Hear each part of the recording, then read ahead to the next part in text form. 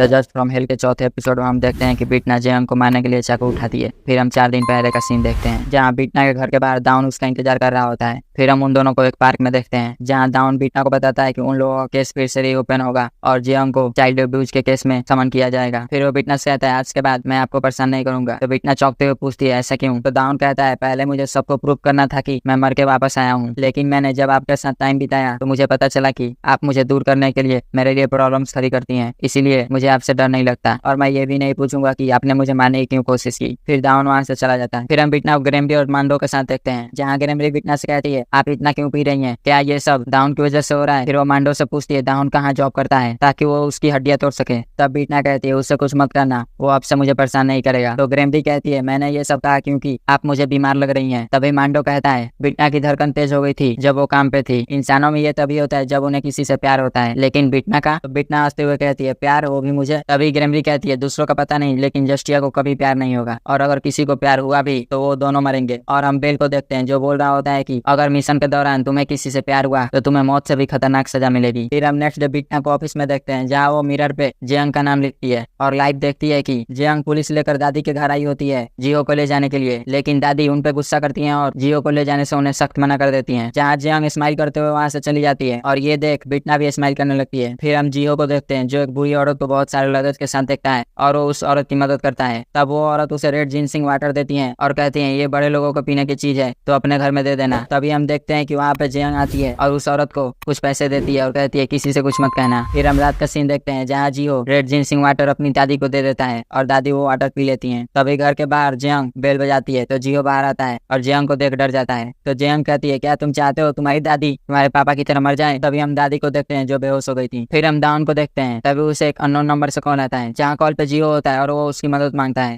जहाँ उन्हें पता चलता है कि ये कॉल पे फोन से किया गया था। फिर हम दाउन को जेयंग के घर के बाहर देखते हैं जहाँ वो गेट पे बार बार नॉक कर रहा होता है, लेकिन जेयंग दरवाजा नहीं खोलती। फिर वो पे फोन के लोकेशन पे आता है जहाँ उसे जियो मिल जाता है। फिर हम जेयंग को देखते हैं जिसे किसी अननोन नंबर से कॉल आता है जहाँ दूसरी तरफ से कोई लड़की बोल रही होती है और वो कहती है तुमने अपने पति को डुबा दिया, उसके बच्चों के साथ यही करना चाहती हो, मेरे पास सबूत है, क्या मैं उसे पुलिस को दे दूं? तो जेयंग पूछती है तुम कौन हो, तुम्हें क्या चाहिए? तो वो कहती है हम लोग मिल के बात करेंगे, तुम वहीं पे आ जाओ जहाँ तुमने अपने पति को मारा था। और हम देखते हैं कि वो और कोई नहीं बल्कि मांडो है। फिर हम जेयंग को देखते हैं जो वहीं नदी वाले लोकेशन पे आ गई थी। तभी वो देखती है उसी नदी से वही कार जिसमें उसके पति की मौत हुई थी बाहर आ रही है। जो देख वो बहुत डर जाती है। तभी कार से बीटना बाहर आती है। तभी दूसरी तरफ से मांडो बाहर आता है। तब बीटना मांडो से कहती है जाकर वेट करो, ज्यादा टाइम नहीं लगेगा। अब मांडो चला जाता है। फिर वो अपने हाथ में चाकू लाती है और जेयंग से पूछती है जियो कहाँ है? जहाँ जेयंग झूठ बोलती है। तो बीटना कहती है तुम्हें पता है ना बड़ों को झूठ नहीं बोलना चाहिए नहीं तो उन्हें सजा मिलती है, और उसे मारने के लिए अपना चाकू ऊपर करती है लेकिन वो रुक जाती है। फिर वो जेयंग से पूछती है क्या तुम्हें कबूल है कि तुमने अपने दोनों पति को मारा है? तो जेयंग कहती है आप मेरे साथ ये सब क्यों कर रही हैं? तो बीटना उसे जोर का चाटा लगाती है और फिर से उससे पूछती है क्या तुम्हें अपना गुनाह कबूल है? लेकिन वो कुछ भी कबूल नहीं करती है। तब बीटना उसे फिर से एक चाटा लगाती है जिससे वो दूर जाकर गिरती है। फिर बीटना उसे अपने एक हाथ से ऊपर उठा देती है। फिर वो उसे पीछे ढकेल देती है और हम देखते हैं कि जेयंग उसी कार में बैक सीट पे होती है जहाँ कार में पानी भर रहा होता है और कार के ऊपर बीटना बैठी होती है। फिर वो कार की सनरूफ बंद कर देती है जहाँ कार पूरी तरह डूब जाती है। फिर हम देखते हैं कि जेयंग बेहोश आता है और उसकी हालत बहुत खराब होती है जहाँ बीटना बड़े आराम से कोला पी रही होती है। तब जेयंग बीटना के पैर पकड़ लेती है और कहती है हाँ मैंने ही अपने पति को मारा है। फिर बीटना उससे पहले पति के बारे में पूछती है तो जेयंग कहती है वो एक एक्सीडेंट था। तो बीटना उसे फिर से धक्का देती है। तो जेयंग कहती है अगर मैं सच्चाई बताऊं तो क्या तुम मुझे जाने दोगी? तो बीटना कहती है मैं तुम्हें जाने दूंगी, लेकिन अगर झूठ बोला तो मैं तुम्हें कूटूंगी। तब जेयंग बताती है कि मैंने अपने पहले पति से शादी सिर्फ उसके पैसों के लिए की थी। मुझे पता चला कि सिर्फ उसके पास उसका एक घर है, लेकिन मुझे उसका घर चाहिए था। तब मैं उसे अंधा करने लगी। उसके अंधे होने के बाद सब कुछ आसान हो गया क्योंकि उसे हाइकिंग पसंद थी। फिर मैं उसे पहाड़ों पे ले गई और फोटो खींचने के बहाने मैं उसे धक्का दे दी। फिर बीटना जियो के बारे में पूछती है। तब जेयंग कहती है मैं उसे सच में पालना चाहती थी। तब बीटना को पता चल जाता है कि जेयंग झूठ बोल रही है। तब वो उसके फेस पे मुक्का मुक्का मारती है। फिर बीटना जेयंग से पूछती है क्या तुम्हें मंजूर है कि तुमने अपने दोनों पतियों को मारा है? तो जेयंग कबूल कर लेती है और कहती है मैंने तुम्हें सारी सच्चाई बता दी, अब मुझे जाने दो। तो बीटना कहती है ठीक है चली जाओ हेल में, और अपनी आंखों का कलर चेंज करती है और कहती है अब तुम्हें वो सब मिलेगा जो तुमने दूसरों को दिया है, ये हेल का नियम है। फिर हम देखते हैं कि बीटना जेयंग को पहाड़ों पे पकड़ी हुई होती है। फिर वो उसे पहाड़ों से धक्का दे देती है। तभी जेयंग की नींद खुल जाती है और बीटना उसके ऊपर होती है और बीटना कहती है चलो मम्मी गेम खेलते हैं, और वो पिलो से उसका फेस दबाती है ताकि उसको सांस नहीं आए। फिर हम जेयंग को रस्सी से बंधे हुए देखते हैं जहाँ बीटना उसके लिए कोला बनाती है और उसमें अंधे होने का दवाई मिलाती है और जेयंग को जबरदस्ती पिला देती है। फिर सीन रियलिटी में आ जाता है और बीटना का हाथ में चाकू होता है और वो उसे जेयंग के पेट में घुसेड़ देती है जिससे जेयंग की मौत हो जाती है। फिर वो